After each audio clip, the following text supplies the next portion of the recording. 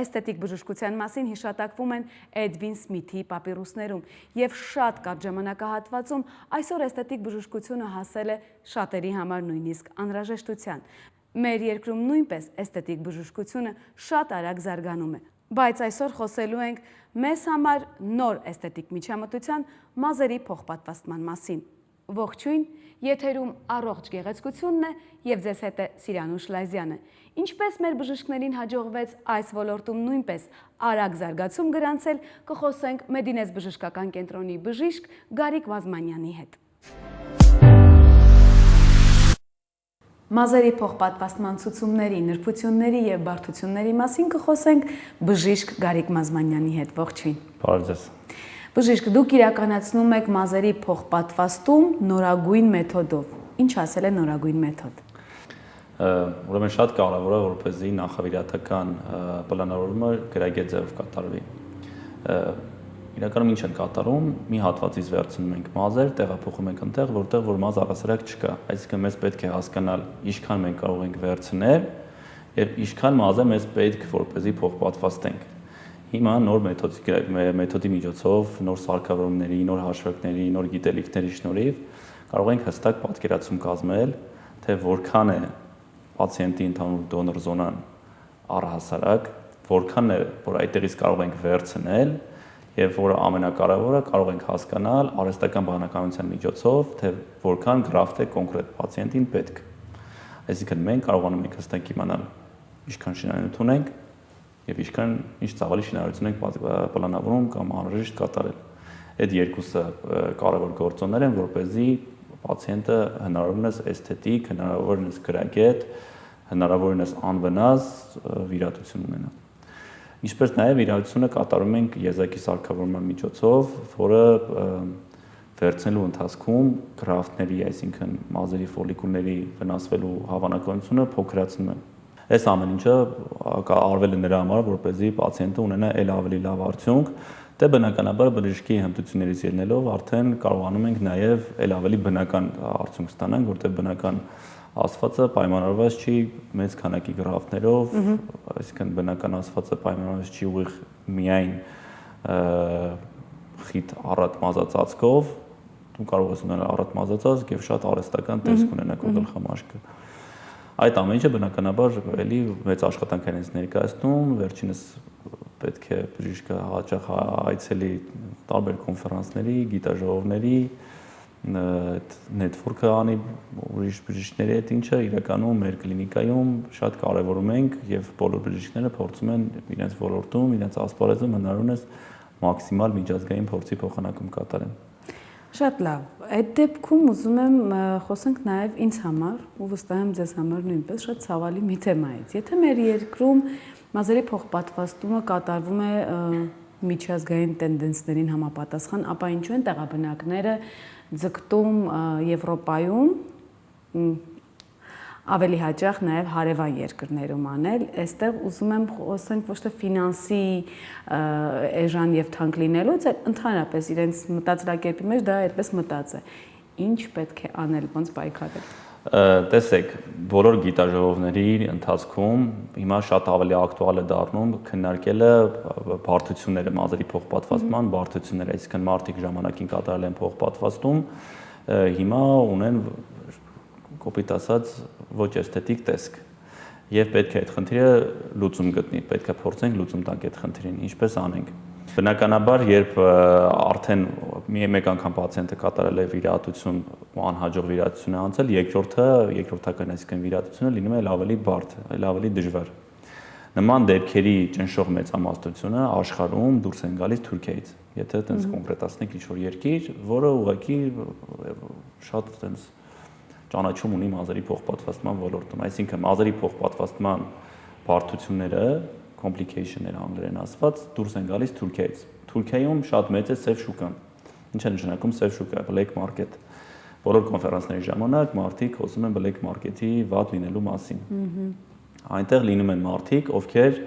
վիրահատություն են կատարում, չունենալով որևէ բժշկական կրթություն։ Ինձ անձամբ, իմ թուրք գոլեգաներից Պատմում էին, որ Թուրքիայում լինում են դեպքեր, երբ ուղղակի հերթափոխը փոխելու համար կինը ամուսնուն զանգում է, ամուսինը գալիս է հերթափոխը փոխում է։ Հետաքրքիր ինչու՞մ է կայանում, որ ամուսինը ընդամենը բեռնատարի վարորդ է լինում։ Այսինքն այնտեղ չկա վերահսկում ոլորտի։ Այդ իսկ պատճառով շատ ակտիվ ձևով բոլորը փորձում են կատարել։ Պետությունը միայն խթանում է այդ ամեն ինչին, ինչով մարքեթինգով, շատ մեծ ֆինանսավորում են ստանում պետական մակարդակով, այդ իսկ պատճառով շատ ակտիվ, շատ ագրեսիվ ձևի գովազդ են կատարում, օրինակ առամ բերեմ $1000 անսահմանափակ քանակի գրաֆտներ։ Դա շատ անգրագետ, շատ սխալ,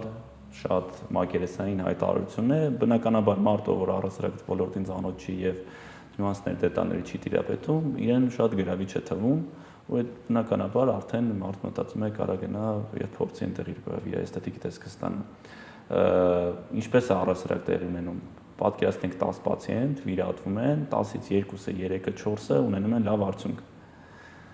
մատչելի արժեքով։ Հետևաբար այդ 10-ից 2, 3, 4-ը իրանց հերթին փորձելու են գովազդեն, ասելու են եւ եւս 10 հոգի իրենց հետևելու իրենց հետքին։ Բայց ել եմ ասում, աշխարհում այսօր շատ են հիմա արդեն բարդությունները մազերի փոխպատվաստման ու ճնշող մեծամասնությունը հենց դուրս է գալիս սև շուկայից։ Թուրքիան ուղղակի եմ օրինակ բերում, աշխարհում կան տարբեր տեղեր, ցանկացած երկրում կարող է դա լինել, այսինքն փորձի ինչ որ ոչ բժիշկ մասնագետ, ոչ բավարար էսթետիկ պատկերացում ունեցող մարդը ոլորտին փորձի կատարի վիրատությունը բնականաբար ստանալու ոչ էսթետիկ տեսք, ինչը արդեն ավելի բարդ է լինելու վերականգնել է։ Այնպես որ եթե դիտարկենք ուղղակի ինչ է կատարվում, շատ ագրեսիվ մարքեթինգ է կատարվում, ու մարդիկ են լինում, ովքեր լինում են այդ մարքեթինգի զոհը, շատ ավելի փոքր տոկոսը նաև գոհ է լինում։ Բայց ճնշող մեծամասնությունը իրականում ունենում է դեպք, որը բավականին բարդացած է լինում երկրորդական վիրահատության համար։ Դուք այսօր միայն մազերի փոխպատվաստումով եք։ Ես կատարում եմ միայն մազերի փոխպատվաստում, մոնոսպեցիալիստ եմ, այսինքն փորձում եմ այն ինչ որ անում եմ, անել լավագույն հնարավորինս տարբերակով։ Այդ իսկ պատճառով փորձում եմ մշտական, միջազգային փորձ, միջազգային գիտելիքներ, տեխնոլոգիաներ, արդեն նշեցի, որ եզակի ուղղակի վիրահատություններ են կատարում այստեղ, պայմանավորված տեխնոլոգիաներով, գիտելիքներով, մոտեցումներով, ինչը միայն այդպես մեր երկրում վիրահատություն կատարել դարձնում է ավելի գրավիչ։ Ամեն դեպքում մենք բացահայտեցինք շատ գաղտնիքներ, այնպես որ տեղաբնակները արդեն ինֆորմացված են, թե ինչու է այդքան հեշտ։ Գաղտնիքները իրականում շատ ավելի շատ են, երբ որ մոտենան խորհրդածության, էլ ավելի մանրամասն դետալային կարող ենք բացատրել։ Լավ բժիշկ, ինչ է իրենից ներկայացնում մազերի փոխպատվաստումը եւ արդյոք առողջության համար անվտանգ միջամտություն է։ Մազերի փոխպատվաստումը էսթետիկ վիրահատություն է ներկայացնում։ Վիրահատության ընթացքում մենք վերցնում ենք այն մազերը, որոնք ճակերտավոր թափվելու ենթակա չեն, ու տեղափոխում ենք այնտեղ, որտեղ ունենք արդեն ճաղատություն կամ նոսրացում մազերի։ Շատ կարևոր է, որպեսզի պացիենտի հետ երկարաժամկետ պլանավորում բժիշկը կատարի, այսինքն պացիենտը հասկանա, որ տարիների մեջ պետք է հասկանա ինչ արդյունք է ունենալու, պետք է հասկանա տարիների ընթացքում իրան ինչ է սպասվում, իսկ այդ ամեն ինչը բնականաբար բժիշկը նախապես ճիշտ կլինի, որպեսզի պացիենտին իրազեկի։ Ինչպես ցանկացած վիրահատություն, այս վիրահատությունը ունի նաև ինչ-որ ռիսկեր, բայց իմ ցուցումներին հետևելու պարագայում, բժշկի ցուցումներին հետևելու պարագայում այդ ռիսկերը հասցվում են մինիմալի գրեթե 0-ի։ Որ դեպքում է կտրականապես արգելվում կատարել պացիենտին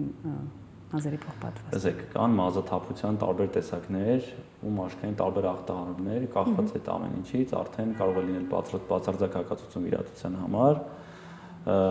բայց կարող է լինել նաև հարաբերական հակացություններ, այդ ամեն ինչը արդեն ինդիվիդուալ է լինում, պացիենտի հետ քննարկում ենք խորհրդատվության ժամանակ։ Սա նույնպես այն միջամտությունն է, որից առաջ պարտադիր պետք է բլոկ անցնել հետազոտությունների։ Սա այն միջամտությունն է, որտեղ պարտադիր պետք է բժշկի հետ խորհրդատվություն անցնել, այսինքն երբեմն գրում են Այդ նկար ուղարկեմ կարակ ասեք ինչքան է պետք։ Ուզում եմ բոլորին պաշտոնապես հայտարարեմ, ինչքան պետքով արդյունք չեք կարողանալ ունենալ, այսինքն քանակը ամենակարևոր գրավականը չէ, վերջնարդյունքը որպեսզի բավարար լինի, տարբեր գործոններ կան, որոնք որ ազդում են մազերի փոխպատվաստման վերջնարդյունքի վրա, քանակը դրանցից մեկն է, բայց միակը ու ամենակարևորը չէ, ձեզ ասեմ, այնպես որ նկար երբ որ ուղարկում եք, մի ակնկալ եք, որ նկարով միայն կարող է հասկանալի լինել, թե ինչի հետ գործ ունենք եւ ինչ կարող ենք անել։ Դոնոր մազի մասին եմ ուզում խոսել, արդյոք սեփական մազը արդյունավետ դոնոր է հանդիսանում։ Ինչպես եք ընտրում դոնոր։ Այո, շատ ճիշտ հարց էր։ Մազերի փոխպատվաստումը ավտոտրանսպլանտ է, այսինքն ձեր սեփական հյուսվածքների միջոցով է կատարվում, այսինքն ձեր սեփական մազերն եք փոխպատվաստում, ինչպես ցանկացած հյուսվածք, գոյություն ունի այսպես կոչված հիստոմատեղելիություն, այդ իսկ պատճառով ուրիշ օրգանիզմից եթե մենք փորձենք ձեզ ինչ-որ փոխպատվաստում կատարենք թեկուզ մազի տեսքով, մազի հյուսվածքի տեսքով, կարող ենք ունենալ լուրջ առողջական խնդիրներ, աուտոիմուն, այդ իսկ պատճառով նպատակային չի, տեսականորեն իրագործելի է, բայց պրակտիկ չի իրագործում, չեն կատարում նման բաներ։ Այնպես որ կատարվում է ձեր սեփական հյուսվածքների հաշվին, էլի շատ կարևոր է որպեսզի ամբողջ վիրատական ընթացքը, հետվիրատական շրջանը պացիենտը հետևի բժշկի ցուցումներին, որպեսզի կենսունակությունը փոխպատվաստված գրաֆների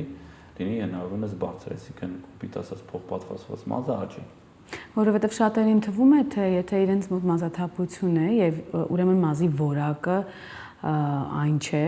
եւ այո, մազի որակը այն չի լինում, եթե ժողովրդական լեզվով ասենք, իրականում ինչա տեղի ունենում, մազերը բարակում են ու թափվում են։ Այդ մազերը լավ ու վատ ասված, ընդհանրապես մազի հաստության հարց է։ Մազը ախտարված հատվածում լինում է բարակ, այսպես ասված ոչ լավ որակի ժողովրդական լեզվով իսկ արդեն առողջ հատվածում դոնոր զոնայում նույն ինքը լինում է հաստ։ Մենք հենց այդ հաստ մազերն ենք վերցնում, որոնք ախտահարման ճակերտավոր ենթակա չեն ու տեղափոխում ենք այնտեղ, որտեղ արդեն ճակատություն ունենք։ Սա նաև հաջորդ հարցից պատասխանն էր, որ փոխպատվաստում անելիս հաշվի առնվում են մազաթափության բուն պատճառները, փաստորեն Միանշանակ մինչև իրադությունը պետք է մոտենալ, որպեսզի բժիշկը հասկանա ինչի հետ գործ ունի, եթե կարիք կա հետագայում էլ ավելի խոր հետազոտություն անցկացվի, որովհետև մազաթափության քողարկված տեսակներ կան, որի պարագայում փոխպատվաստում կատարելը դա կարող է մղձավաճ լինել պացիենտի համար, այդ իսկ պատճառով շատ կարևոր որպեսզի գրագետ մոտեցում ցուցաբերվի հենց նախավիրատական շրջանում, պլանավորման փուլում։ Պարզաբանեք խնդրեմ վիրահատության ընթացակարգի տեսակները։ Ձևեր կան հստակ։ Մազերի փոխպատվաստում են երկու հիմնական մեթոդ կա, FUE եւ FUT։ Իրանք ապավումներ են։ Պրոցեսը հետեւյալում է, FUE-ն ինքը ավելի նոր մեթոդ է, FUT-ն ավելի հին մեթոդ է։ FUT-ի տարբերակի պարագայում դու մաշկի որոշակի հատված ես վերցնում, մազածածկ հատվածի մասին է խոսքը գնում, ու հետագայում այդ մազածածկ հատվածից, մաշկի կտորի լոսկուտից արդեն առանձնացնում ես մնացած մազերը ու փոխպատվաստում ես արդեն պատրաստի այդ մազերը։ Ինքը ավելի մեծ բարդություններ կարող է ունենալ, այսինքն այդ վիրատական շրջանը ավելի ծանր է գնում, բարդությունների հավանականությունը շատ ավելի մեծ է լինում, էսթետիկ տեսանկյունից կարող են մեծ սպիեր մնալ, այդ իսկ պատճառով հիմա ինքը ավելի քիչ է կիրառվում։ Առաջատար բոլոր բժիշկները նախապատվությունը տալիս են արդեն ավելի նոր մեթոդին, FUE մեթոդին, որի պարագայում առանձին մազի ֆոլիկուլները, գրաֆտները, այսպես ասված, մենք վերցնում ենք ու տեղափոխում ենք այնտեղ, որտեղ որ չկա։ Շատ կարևոր է այդ ամբողջ ընթացքը էլի եմ ասում, ճիշտ գրագետ մոտեցումով կատարվի, որպեսզի գրաֆտների կենսունակությունը, մազերի աճելու հավանականությունը հնարավորինս բարձր լինի։ Մազերի փոխպատվաստումը ունի արդյոք տարիքային սահմանափակում, որ տարիքից է կարելի եւ մինչեւ որ տարիքը։ Տեսեք, տարիքային սահմանափակում որպես այդպեսին չունենք, չկա, բայց կախված кейսից դեպքից վիրատությունը կցուցենք կամ ցուցված չի լինում։ Օրինակ եմ ասում, եթե երիտասարդ տարիքում ինչ-որ շրամ, տրավմայի պատճառով մազածածկը բացակայում է գլխամաշկի հատվածում եւ ոչ միայն, բնականաբար այրված կարող է լինել տարբեր տրավմաների պատճառով։ Բնականաբար կարելի է այդտեղ փոխպատվաստում կատարել։ Բայց եթե երիտասարդ տարիքում ինչ-որ նա տղա մոտեցել է ասում, մազերս թափվում է, հավանական է, որ այդ բանին ես իրան վիրատություն չնշանակեմ, այսինքն ցուցում չտան վիրատության, հակառակը բացատրեմ, որ պետք է լինելու իր մազաթափությունը առաջին հերթին ինքը ստաբիլիզացնի։ Իսկ պետք է այնպես անի, որպեսզի իր մազաթափությունը կանգնի, որպեսզի մենք իմանանք ինչի հետ գործ ունենք նոր դրանից հետո հասկանանք իրատական, ասենք, պլանավորումը ինչպես են կատարելու։ Մենք խոսեցինք միայն գլխի մազերի փոխպատվաստումից, բայց ուզում եմ հիշեցնել, որ բժիշկը նաև կատարում է հոնքերի մազերի, հոնքերի փոխպատվաստում։ Մի փոքր էլ բացենք փակագծերը։ Առհասարակ մազարմատը կարելի է մաշկի ցանկացած հատվածից վերցնել, տեղափոխել ցանկացած հատված, այսինքն այդտեղ խնդիր չունենք, հետեւաբար եթե բացակայում է օրինակ հոնքերի հատվածում կամ մորուքի հատվածում մազածածկը, իհարկե հնարավոր է լրացնել, վերականգնել։ Բնականաբար կախված մաշկի հատվածից, մարմնի հատվածից տարբեր նյուանսներ, տարբեր դետալներ, որոնք պետք է հաշվի առնել, որպեսզի կարողանանք պահպանենք էսթետիկ տեսքը, որովհետև ի վերջո այս ամեն ինչը էսթետիկ վիրատության մասին է, խոսքը էսթետիկ վիրատության մասին է գնում, ու հետեւաբար շատ կարևոր է, որպեսզի վիրատության վերջում մարդ ունենա էսթետիկ տեսք։ Արդյոք առաջին վիրահատությունից հետո արդեն արդյունքը տեսանելի է։ Քանի վիրահատություն է կարելի։ Տեսեք, վիրահատության քանակը կախված է արդեն ունեցած դոնոր զոնայի պոտենցիալից։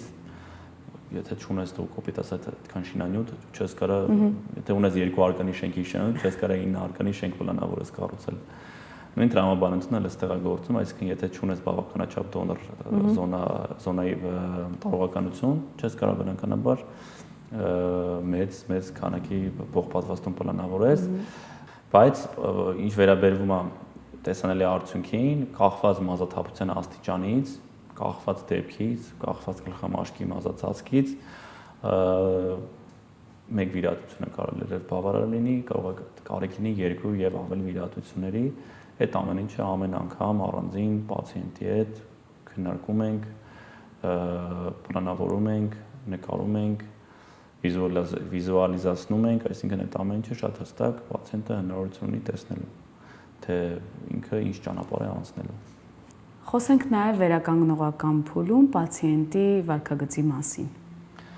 Հետվիրահատական շրջանը դժվար չի անցնում իրականում, մի քանի օրից կարողանում է արդեն գլխարկրել, դե բնականաբար մի քանի ամիս հետո մազերը նոր սկսում են աճել, սկզբնական հատվածում թափվում են, վերջնական արդյունքը մոտավորապես տեսնում ենք 1 տարի անց։ Հետվիրահատական շրջանը բավականին թեթև է, մոտավորապես 7-ից 10 օր հետո կարող է հանգիստ սպորտով զբաղվել, թեթև է, հանգիստ։ Եվ ամենակարևոր հարցը պացիենտների համար միջամտությունը ցավոտ է, անկեղծ։ Okay. Բուն վիրահատությունը պետք է բացարձակ անցավ լինի, անզգայացման փուլը, որովհետև մի քանի րոպե, բառը ամենաուղիղ իմաստով, ցավային զգացողություններ կարող են լինել պայմանավորված անզգայացնող նյութով։ Այդ անխուսափելի process է, չեն կարող դրանից խուսափել, բայց բուն վիրահատությունը, երբ որ սկսում ենք վիրահատությունը, բացարձակապես ոչ մի զգայական ցավային ֆոն չի նշվում։ Շնորհակալություն։ Մազերի փոխպատվաստումը մեր երկրում ոչնչով չի զիջում եվրոպական տենդենսներին։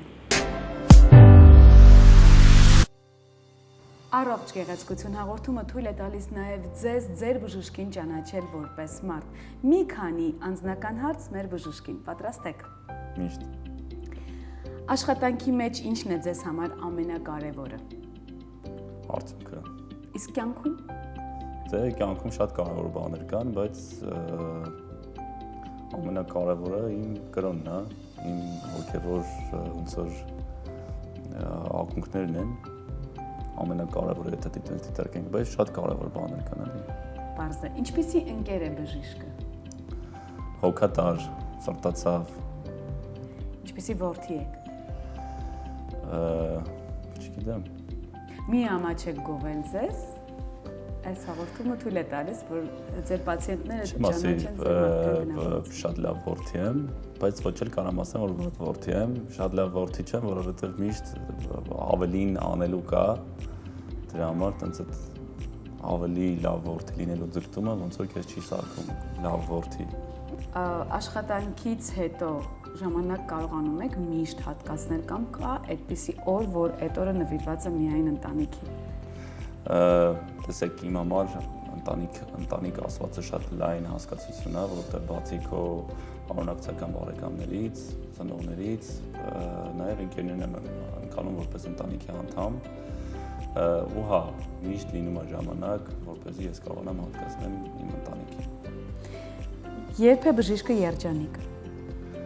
Երբ դուրը բացում է պացիենտը եւ տեսնում ես գլխի վրա շատ մազեր։ Իսկ կյանքում երբ եք երջանիկ։ Երբ որ որակով ժամանակ ես անցկացնում, երբ որ դու օրվա վերջում քեզանից գոհ ես լինում, ու տարբեր գործոններ կարող են լինեն, ինչը կարող ազդի քո գոհունակության վրա, բայց օրվա վերջում գոհ լինելը դա իմ համար երջանիկ լինելու ոնց որ բաղկացուցիչ մասերից մեկն է կազմում։ Ինչ չի անի բժիշկը երբեք։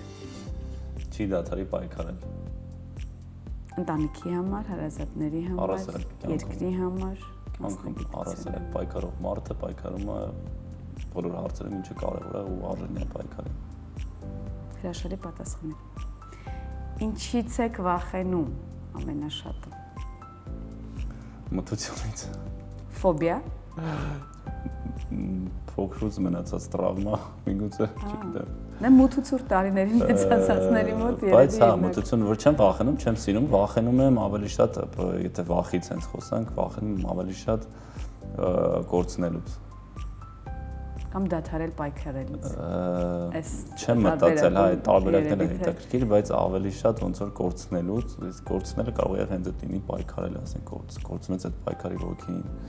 կորցնես ցկտումը, պետք չեմ ուզենա։